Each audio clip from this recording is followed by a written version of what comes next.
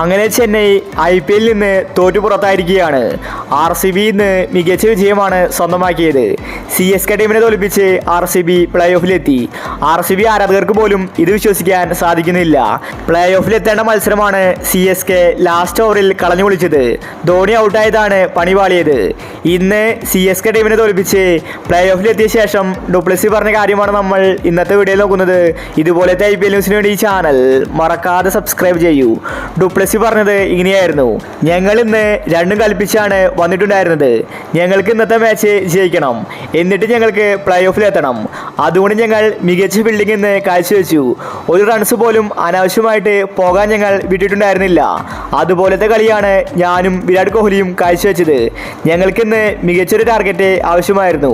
അതുകൊണ്ട് ഓപ്പണിങ്ങിൽ തന്നെ ഞങ്ങൾ അടിച്ചു കളിച്ചു. കോഹ്ലി എനിക്ക് നല്ലൊരു സപ്പോർട്ടാണ് ഇന്ന് തന്നത്. പക്ഷേ ഞങ്ങൾ ഇന്ന് അവസാന ഓവറായപ്പോൾ കളി ഞങ്ങളെ കൈവിട്ട് പോകുമെന്ന് തോന്നിച്ചിരുന്നു. പ്ലേ ഓഫിലേക്ക് CSK കടക്കുമെന്നായിരുന്നു ഞാൻ കരുതിയത്. കാരണം അവർക്ക് 5 ബോളിൽ നിന്ന് 11 റൺസ് മാത്രമേ ആവശ്യമുണ്ടായിരുന്നുള്ളൂ. ധോണി 6 അടിച്ചിട്ടുണ്ടായിരുന്നു. ധോണിയെ മാത്രമായിരുന്നു എനിക്ക് പേടി. കളി ഞങ്ങൾ ഇന്ന് ജയിച്ചാലും ധോണിയും മികച്ച കളിക്കാരനാണ്.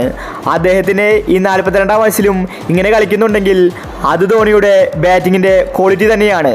CSK ടീമിനെ തോൽപ്പിച്ച് ഞങ്ങൾ പ്ലേ ഓഫിൽ എത്തിയത് എനിക്ക് വിശ്വസിക്കാൻ സാധിക്കുന്നില്ല. ഇനി ഞങ്ങൾ കപ്പ് നേടിയേ മടങ്ങുമെന്ന് ഡുപ്ലസി വ്യക്തമാക്കി. RCB ആരാധകർക്ക് ഇപ്പോൾ പ്രതീക്ഷയുണ്ട്. ഇപ്രാവശ്യം RCB കപ്പ് നേടാനുള്ള സാധ്യതയുണ്ട്. കാരണം അടുപ്പിച്ച് 6 മാച്ചാണ് RCB ജയിച്ചിരിക്കുന്നത്. അവസാന മാച്ചിൽ CSK ടീമിനെ തോൽപ്പിച്ച് പ്ലേ ഓഫിലെത്തി. CSK ടീമിന് എന്ത് പറ്റിയെന്നാണ് ആരാധകർ ചോദിക്കുന്നത്. ഇപ്രാവശ്യം ഉറപ്പായിട്ടും ചെന്നൈ പ്ലേ ഓഫിൽ കളിക്കുമെന്ന് കരുതിയതായിരുന്നു. എന്നാൽ RCB അത് വിട്ടുകൊടുത്തില്ല. RCB മികച്ച വിജയം നേടി CSK ടീമിനെ പുറത്താക്കി. അപ്പോൾ ഇന്നത്തെ കളിയെ പറ്റി നിങ്ങളുടെ അഭിപ്രായങ്ങൾ താഴെ കമൻറ്റ് ചെയ്യുക. ഇതുപോലത്തെ IPL ന്യൂസിന് വേണ്ടി ഈ ചാനൽ മറക്കാതെ സബ്സ്ക്രൈബ് ചെയ്യൂ.